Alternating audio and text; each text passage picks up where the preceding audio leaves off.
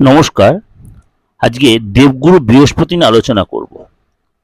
দেবগুরু বৃহস্পতি এই মুহূর্তে অস্ত অবস্থায় বসে আছে মিথুন রাশিতে, এবং বৈদিক পঞ্চাঙ্গ অনুসারে দেবগুরু বৃহস্পতি অস্ত বা উদয় প্রভাব কিন্তু মানব জীবনে সবসময় তার প্রভাব বিস্তার করে। সব রাশি যখন তার অস্ত বা উদয় বা ট্রানজিট করে, সেগুলো আমি সবসময় বলি মানব জীবনে আপনি রাশি জানুন আর না জানুন, আপনার কিন্তু প্রভাব বিস্তার করবে।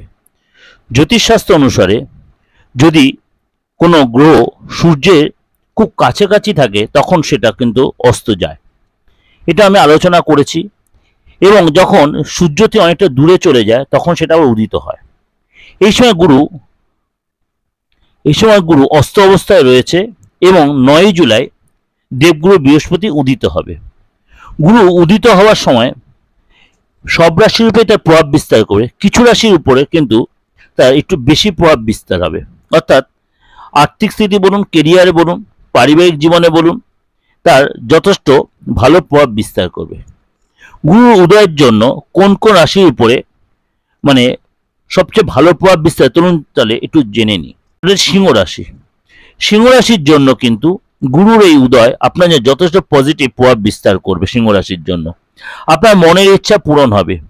গুরুর এই উদয় আপনার জন্য আয় বৃদ্ধি হবে, এবং আপনার কিন্তু গুরুজনের সাথে সম্পর্ক ভালো হবে, এবং আপনার নতুন কোনো সোর্সে এক্সট্রা ইনকামের বা নতুন কোনো ইনকামের রাস্তা তৈরি হবে। পুরনো যে ব্যবসা, পুরনো যে আপনার ইনকামের জায়গা আছে সেগুলোতে আপনি ডেভেলপমেন্ট, পুরনো আটকে থাকা অর্থ ফেরত পাবেন। ব্যবসায়িক স্থিতি আপনার আগের চেয়ে দৃঢ় হবে। কাজের জায়গায় আপনার পদোন্নতি, বসের সাথে সুসম্পর্ক তৈরি হবে, এবং বিশেষ কোনো ব্যক্তির সাথে আপনার যোগাযোগ হবে, সে আপনাকে সাপোর্ট করবে।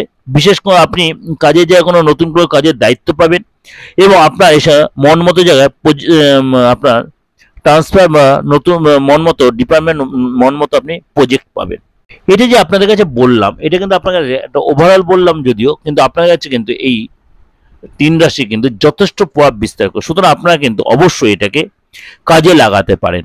এই যে সময়টা আপনার জন্য যথেষ্ট ভালো হবে, কেননা এই যে দেবগুরু বৃহস্পতি 12 রাশির ক্ষেত্রে প্রয়োগ করে আপনার ক্ষেত্রেও কিন্তু আরো বেশি প্রভাব বিস্তার করবে। ভালো লাগলে লাইক করবেন, শেয়ার করবেন, যোগাযোগ করতে হলে অবশ্যই বুকিং নিয়ে ফোন করবেন। আপনার বাস্তুগত প্রবলেম বলুন, আপনার ফ্যামিলিগত প্রবলেম বলুন, আপনার সাংসারিক প্রবলেম, সমস্তই কিন্তু অ্যাস্ট্রোলজি বা প্রতিকারের মাধ্যমে, তন্ত্র প্রতিকার আপনি কিন্তু রেক্টিফিকেশন করে নিতে পারেন। আপনি দেশে বিদেশে যেখানেই থাকেন, আপনার হরোস্কোপ থাকুক আর নাই থাকুক, আপনি হাতটা দিয়ে ফেসটা দিয়ে অবশ্যই কিন্তু করে নিতে পারেন। নমস্কার, ভালো থাকবেন।